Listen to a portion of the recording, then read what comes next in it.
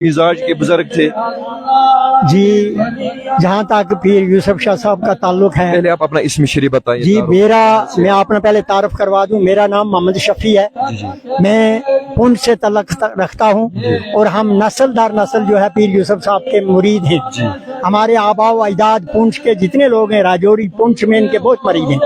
तो हम इनके पास जो हैं तकरीबन, मैं अपनी बात कर रहा हूँ, मैं 1968 से लेकर 78 तक इनकी वफात तक मैं आता रहा। जिस साल इनकी वफात हुई उस साल भी मैं असुज के महीने में यहाँ आया हुआ था। तो हम 3 आदमी थे, 2 मेरे साथ और थे। तो इनको हम शुरू से जानते क्यों हमारे पीर मुर्शिद हैं। तो ये बड़ी नेक तबीयत के थे, आजिज़ी थी, इनकसारी थी, घास की चटाई पे बैठते थे, उसके बगैर कभी किसी सराई पे, किसी रजाई पे, किसी गब्बे पे, किसी पलंग पे नहीं बैठे, नीचे बैठते थे।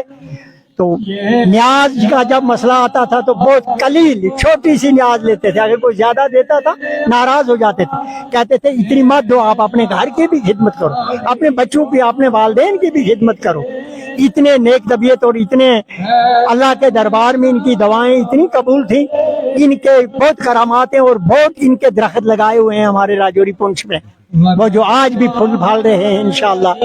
इनकी क्या मैं आपको बात सुनाऊं। इनकी कहा जाता है कि एक बार ये पुंछ में आए। जी, एक बार ये पुंछ में आए, पुंछ में घूमे और मेरा गांव सलोनिया है, वहाँ एक मल्ला है तारा वाली, उस मस्जिद में ये रहे।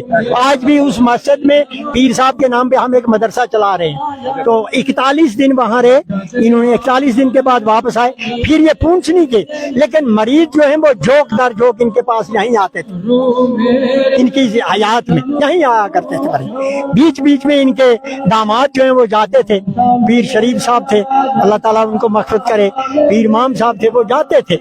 लेकिन कभी कभार 2 साल 3 साल के बाद, लेकिन ज्यादा लोग जो है वो हर साल परमिट उस वक्त हुआ करता था, वो परमिट बना के हम यहाँ पीर गली या जमिया गली या नूरपुर गली से वो परमिशन गवर्नमेंट की होती थी, वो लेकर हम यहाँ आया करते थे इनके पास। इनका रहना, इनका चलना, इनका खाना बहुत सादा। इन्होंने, जैसे हमने सुना कि जवानी में इन्होंने 32 दांत जो है वो निकलवा दिए, लेकिन उसके बावजूद भी मैंने खुद देखा गोश्त खाते थे, रोटी भी खाते थे, चावल भी खाते थे, तो कोई महसूस नहीं होता था। हालांकि जिसके दांत निकल जाए वो ये जगह बैठ जाती है, लेकिन बिल्कुल चेहरा बड़ा रौनकी, सब कुछ खाते थे। ये बड़े आशिक़े रसूल थे, इन पे अल्लाह का करम था। बड़े पहुंचे हुए जो हैं ये अल्लाह के वली थे। जहाँ ये पीर भी थे वहाँ इनमें ये फकीर भी थे। क्या बात है।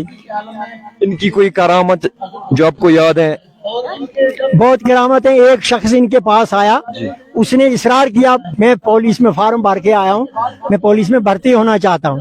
मैं वहाँ महफिल में मौजूद था, तो उसको कहा पुलिस में भर्ती ना होना, छोड़ो, कारोबार कर दो, करो कारोबार, रोजी अल्लाह देगा। उसने नहीं माना। जब वो गया तो जिस दिन वहाँ भर्ती हो रही थी, तो जब वहाँ उस वक्त के मुतलका एसपी साहब वहाँ बैठे थे, उन्होंने जब वो देखा तो बुलाया, जबान से नहीं इशारे से कहा। अब उन लड़कों को समझ नहीं आया किसको आना है।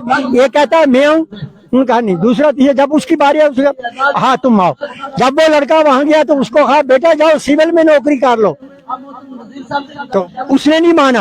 अब उसको बाई फोर्स जबरदस्ती उनको निकाल दिया, कहा जाओ सिविल में नौकरी कर लो।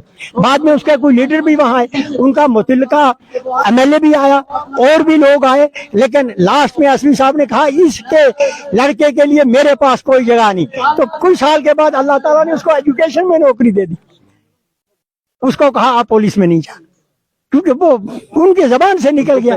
पहले कहा था नहीं जाना, तो बाद में कोई 6-7 साल के बाद उनका आर्टिकल जो है वो एजुकेशन में हो जाता है। कितने मौजे अगर हम गिने वो एक किताब बनती है, बहुत ज्यादा मौजे हैं। कोई शायरी, कोई किताब कोई शायरी नहीं करते थे, ये कुछ सिर्फ दुआएं थी। सुनते थे कोई गजल बुजुर्गों की, कोई ना